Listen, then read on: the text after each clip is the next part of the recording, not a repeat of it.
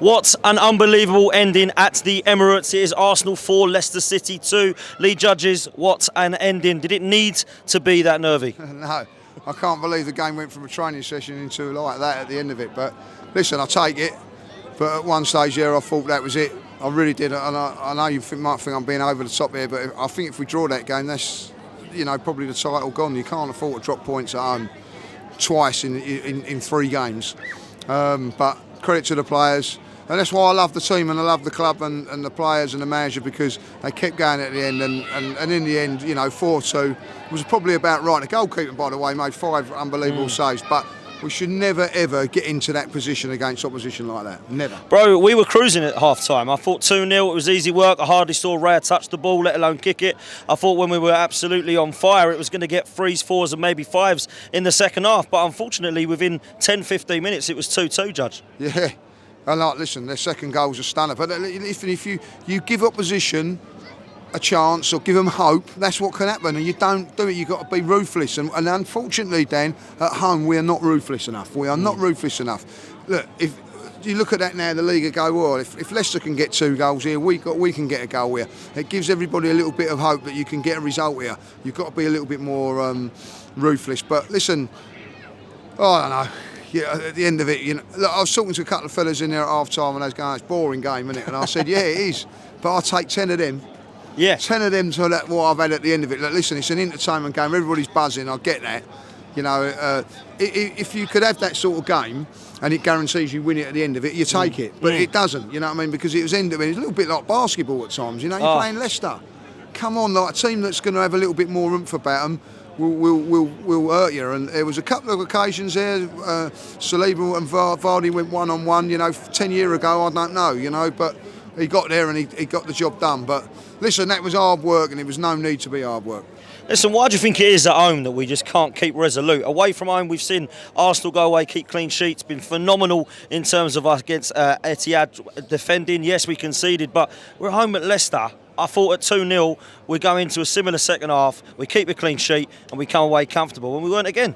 Yeah, concentration levels, isn't it? Like, you know, when you're defending like away from home, you're on it all the time because you've got to be.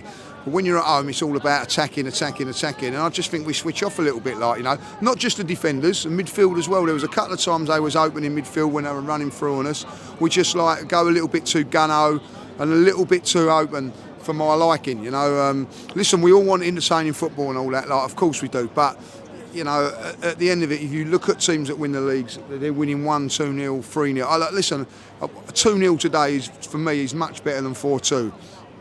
I know people say, oh, goal scores and averages and things like that, and entertainment and all that, but give me a 2-0 boring game after that all day long. But listen, when you win it and you get that result, you know, like, we're all buzzing. Everybody's buzzing. Oh, the entertainment value is there. I mean, listen, last-minute winners, everyone likes it. We got 2 last-minute winners, which is phenomenal. But I've got to say, Lee, I thought in the second half, I just felt it was a really poor game from Arsenal. I know we had shots, their keeper was phenomenal, but it just didn't really look like it was going to happen. And we got to the end there, a lot of people in the crowd. Fair play to the fans, they never give up, and those players never give up either. No. And we got across the line. I think when you look at positives, we got to take that as a positive. Yeah, it is. Listen. Every fan's got their own opinion and whatever. Like, and there was fans like myself. I was thinking it was doom and gloom. There's other fans that thinking it, but I did say that we get one more chance. We get a chance. The goalkeeper kept making save after save. I don't think we did too much wrong. You know, if we get that goal, we win the game. But like, there was a couple of unbelievable saves from him, to be fair. Like, you know, and at the end of it, we got the goal. When they went 7 minutes, you know, that was down to them. For, like, we done it last week. This is the thing, you can time wait. People are moaning about time wait. I've got no problem with it, as long as the referee at the end of the game puts on the 7 minutes. He done it last week, and he done it this week for us. So, you know, and it cost them in the end because it was 1 minute from the end that we scored. So, listen, I think when we look back at it in the cold light of day, you'll probably see that Arsenal did a lot better than what we think. But at the end of the day, oh, Dan, come on. Well, 37 shots, I'm being told. Is it 37? There you go. You can't argue with that, really. But 37 shots, only scoring 4. Goalkeepers made some great saves, but we are a little bit not ruthless enough up front. There is times there. I thought Martinelli done okay today. Saka found it hard, and at the end of the day, just Kai got the goal at the end there, like, you know, because you need 2 out of your Well, like forget Trossard, you could say is an attacking player, but like 2 of your main guys have got goals today, so that helps. But 4 goals at home, you can't argue with it. In the end of the day, if we win that 4-0, everybody be buzzing. Yeah, listen, they really would. Listen, Mikel Arteta's got a decision to make. Obviously, Ethan Nwaneri comes on. He was superb on Wednesday. I thought he lit up the game, Lee. I'm not saying he should have started instead of Trossard. Trossard got 2 magnificent goals and was phenomenal. But Ethan Nwaneri is looking like a baller, bro. Yeah, and he come on today and he lit up the crowd, and that's what got us over the line, in my opinion, because he gave us something different. Listen, the guy can take on. He's a kid, but he can take on players. He's confident. He took on 2 players and smashed the ball in there, and that gave us a different emphasis. And also put them on the back foot. Should have come on earlier for me, but at the end of it, the substitution was right. He got the job done. What a great cameo. That's what you want from him.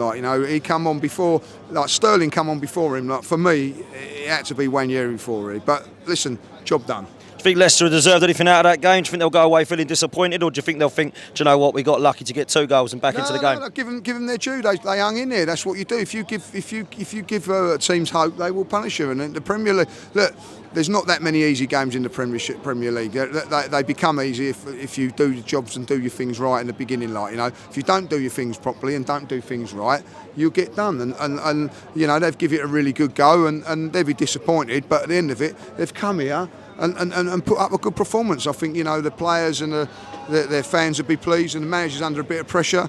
Listen, he does that. He's not going to be under pressure because they're going to go on and do well, because they were well organised. Keepers was brilliant, I thought. Oh, outstanding. Unbelievable. So at the end of it, they've come here. Leicester fans were saying to me it was a sort of a free hit game for them. They've got some real important game. That will give them a lot of confidence going forward. Just lastly, who stood out for you today? We've mentioned a couple of players that shone, certainly ones that come on from the bench. If I had to ask you for a player of the match, who do you think you'd give it to? Trossard. It's got to be Trossard. I didn't think it was unbelievable, but he scored 2 goals. Martinelli with a goal and an assist. As you say, Declan Rice done well in that.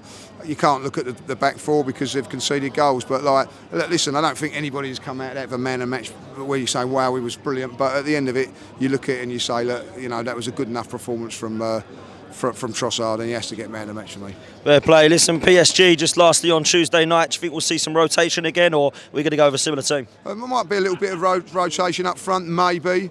But then, we've just got to defend a little bit better, and I think we will. There'll be a little bit more different mentality because they're a better side, and I think that we've got to just get that right. But like the Champions League, as we know, is a completely different game to the Premier League. So we'll see what happens, but we need to win that one as well. We do. Listen, people, do us a favour, hit the like, hit subscribe, make sure you are following the channel, and we'll see you next time.